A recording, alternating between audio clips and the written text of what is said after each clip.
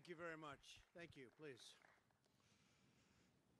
And I want to thank Secretary Azar, Secretary Mnuchin, Secretary Ross, Ambassador Lighthizer, Commissioner Gottlieb. Scott Gottlieb has done a fantastic job. Where is Scott? Huh? Stand up, Scott. Stand up. And right to try is happening, right? You have that moving? Right to try, so important. Administrator Werner, Director Mulvaney, for being here with us today in the beautiful Rose Garden at the White House. We're also honored to be joined by Senator Bill Cassidy. Senator, where's Senator Cassidy? Please. Please. One of my great friends, Senator Orrin Hatch. Thank you, Orrin. Thank you. Congressman Michael Burgess. Michael, thank you very much. Thank you. Thank you, Mike. Congressman Buddy Carter. Congressman Greg Gianforte. Hi, Greg. And numerous state officials from all over the country. Today, my administration is launching the most sweeping action in history to lower the price of prescription drugs for the American people. We've wanted to be doing this. We've been working on it right from day one. It's been a complicated process, but not too complicated, and today it's happening. We will have tougher negotiation, more competition, and much lower prices at the pharmacy counter, and it'll start to take effect very soon. My administration has already taken significant steps to get drug prices under control. We reformed the drug discount program for safety net hospitals to save senior citizens hundreds of millions of dollars on drugs this year alone.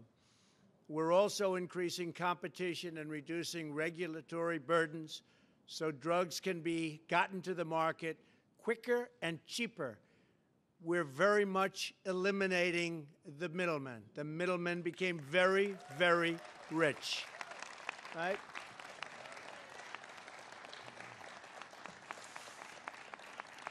Whoever those middlemen were, and a lot of people never even figured it out, they're rich. They won't be so rich anymore.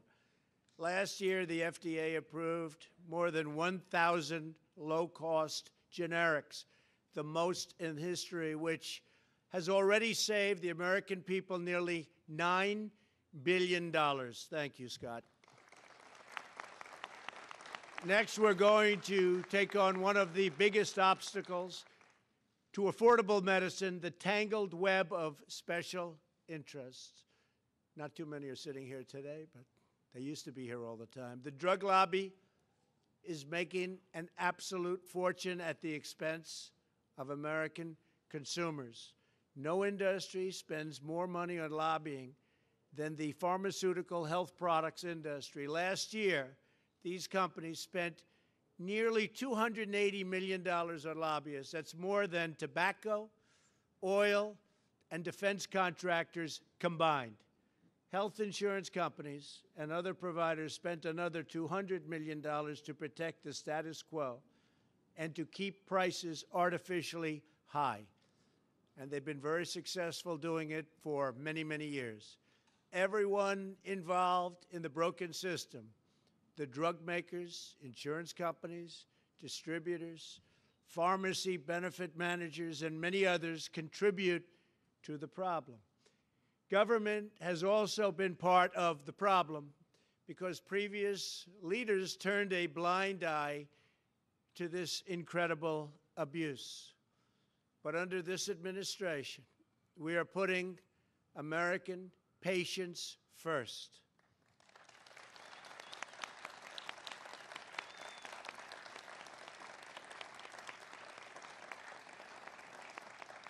Thank you.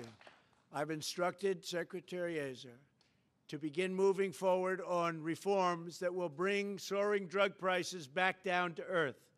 Our plan takes steps to derail the gravy train for special interests by ending Obamacare's twisted incentives that actually encourage higher drug prices. It also gives Medicare Part D plans new tools to negotiate lower prices for more drugs and make sure that Medicare Part D incentives encourage drug companies to keep prices low. There's a big incentive to do that. We are not going to reward companies that constantly raise prices, which in the past has been most companies. Frankly, Alex used to run one of them, so nobody knows the system better than Alex. That's what we needed. And a very successful one. Our plan will end the dishonest double dealing that allows the middleman to pocket rebates and discounts that should be passed on to consumers and patients. Our plan bans the pharmacist gag rule, which punishes pharmacists for telling patients how to save money. This is a total ripoff, and we are ending it. We are getting tough on the drug makers that exploit our patent laws to choke out competition. Our patent system will reward innovation, but it will not be used as a shield to protect unfair monopolies. The FDA will also speed up the approval process for over-the-counter medicines so that patients can get more medicines without prescription. Finally, as we demand fairness for American patients at home, we will also demand fairness overseas. When foreign governments extort unreasonably low prices from U.S. drug makers, Americans have to pay more to subsidize the enormous cost of research and development. In some cases, medicine that costs a few dollars in a foreign country costs hundreds of dollars in America for the same pill, with the same ingredients, in the same package, made in the same plant, and that is unacceptable. You can look at some of the countries. Their medicine is a tiny fraction what the medicine costs in the USA. It's unfair, and it's ridiculous, and it's not going to happen any longer.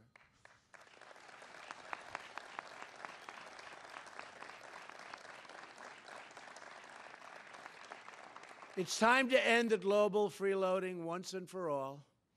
I have directed U.S. Trade Representative Bob Lighthizer to make fixing this injustice a top priority with every trading partner. And we have great power over the trading partners. You're seeing that already.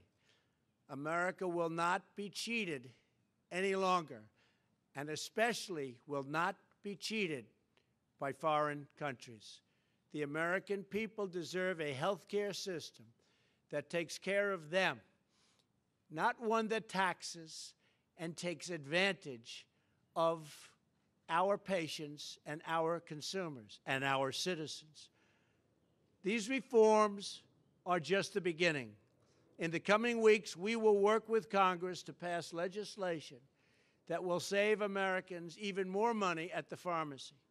For that, we need the help of Congress, and we think it will be forthcoming. We will work every day to ensure all Americans have access to the quality, affordable medication they need and they deserve.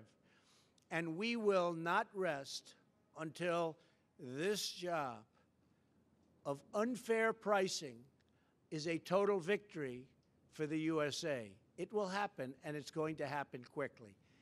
So thank you again, everybody in the audience. Thank you, Secretary Azar. And I'd like to ask the Secretary, a very talented man, to come up and do a little explanation, because we're going to see those prices go down. It'll be a beautiful thing to watch. Thank you, Mr. Secretary.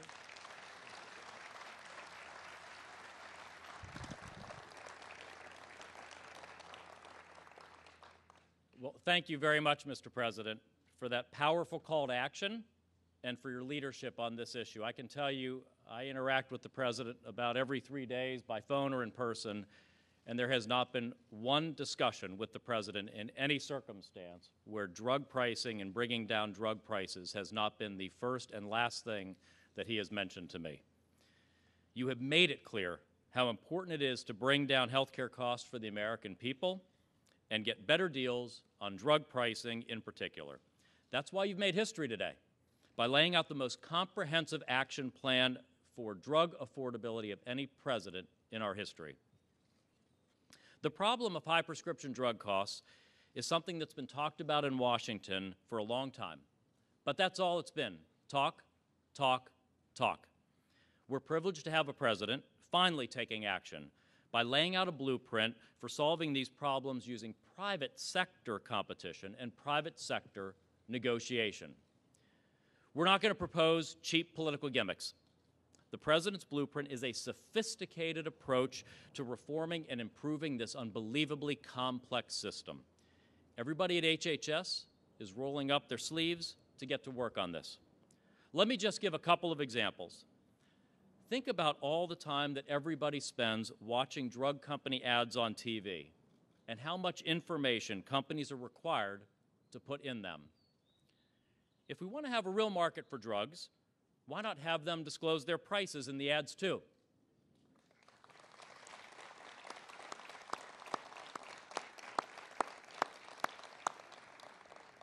Consumers would have much more balanced information, and companies would have a very different set of incentives for setting their prices.